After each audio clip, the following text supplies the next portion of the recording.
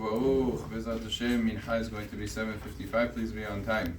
As we were learning the Halachot of Shinui Makom, we said that when a person is in the middle of a meal with bread and he leaves to another location, comes back, he doesn't have to say a bracha achvona and then another bracha rishona when he wants to continue his meal. He just is able to continue his meal, and at the very end he'll say bracha achvona birkat hamazon on everything that he ate. What happens if it's not something like bread? Let's say he had something that the bracha achvona is borei nefashot. So let's say he had fruits that aren't of the Shiva Minim, or he had vegetables, or he had meat, or even, for the sake of the example, even rice, which is borei nefashot. All of these types of foods that are borei nefashot abot. Now, borei nefashot abot, according to all opinions, does not need to have the bracha said in the place that you ate. If you ate in one place, and you want to say the borei nefashot in another place, there's nothing wrong with that. There is no halacha that requires borei nefashot to be said at the location, so it's different than birkat hamazon.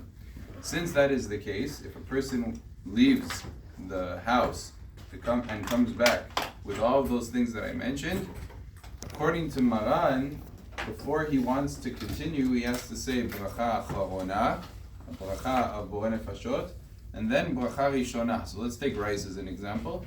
He said already mizonot. Now he left with the intent of coming back. He left, he came back. According to Maran, first say bracha acharona borei nefashot rabot.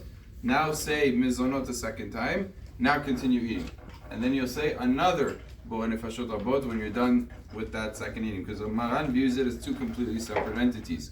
The Rama disagrees.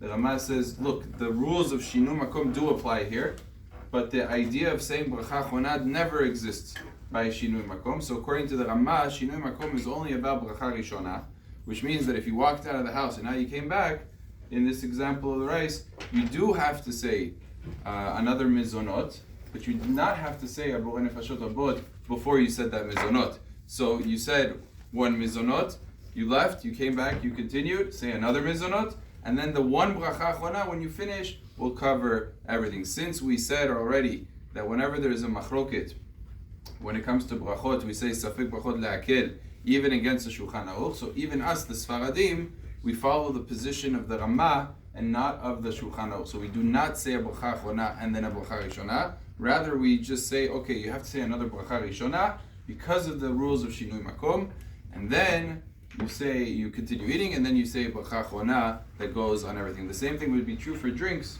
Let's say a person was drinking coffee, he was drinking tea, he was sitting down, and then he walked out of the house and he came back, he would be required to say another she'akol niya bidbaro, like the Rama writes. Baruch Adonai le'olam, amen ve'amen.